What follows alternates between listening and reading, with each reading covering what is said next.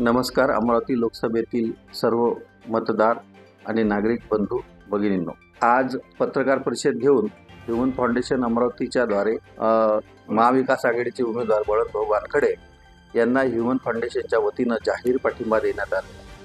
मित्रहो, 2024 लोकसभा इलेक्शन हे देशाच्या इतिहासासाठी अत्यंत महत्त्वाचं असं इलेक्शन आहे. याचं कारण असं आहे की मागच्या 10 वर्षामध्ये जो आपण या भाजप सरकारचा कारभार पाहिला, त्यामध्ये धर्मनिरपेक्षला कुठे स्थान नव्हतं. धर्मांधता, जातीवाद, धर्माधर्मामध्ये भांडणे, महागाई, बेरोजगारी, शिक्षणाचं खाजगीकरण, त्यानंतर ईडी सीबीआयचा गैरवापर, विरोधकांचा आवाज दाबणे, ह्या सगळ्या लोकशाहीच्या मूलभूत किंवा संविधानाच्या मूलभूत विचारसरणीला फाटा देणारं हे सरकार होतं. आणि समता, स्वातंत्र्य, न्याय, बंधुत्व आणि लोकांचा विकास, सर्वभूमी विकास या गोष्टीला दूर सारून यांनी कारभार केला.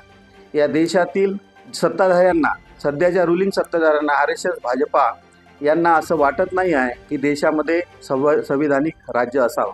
आणि म्हणून संविधान वाचवायचं असेल, लोकशाही वाचवायची असेल आणि या देशातलं लोकतंत्र, या देशातला बंधुभाव, या देशातलं मैत्री आणि प्रेम, शांती ह्या गोष्टी वाचवायच्या असतील आणि सर्वांचा सर्वांगीण विकास, शेतकऱ्यांच्या हितासाठी काम व्हावं, बेरोजगारांसाठी काम व्हावं, शिक्षणासाठी काम व्हावं असं जर वाटत असेल तर हे जे रुलिंगचं सरकार आहे, भाजप सरकार, हे घालवणं अत्यंत जरुरी आहे. आणि म्हणून आम्ही ह्युमन फाउंडेशनच्या सगळ्या कार्यकर्त्यांनी, पदाधिकाऱ्यांनी असा विचार केलेला आहे की महाविकास आघाडीचे जे उमेदवार आहे बळवंतभाऊ वानखडे, हे अतिशय प्रभावी व्यक्तिमत्व आहे, अतिशय सालस आणि शांत आणि कर्तृत्ववान असं व्यक्तिमत्व आहे.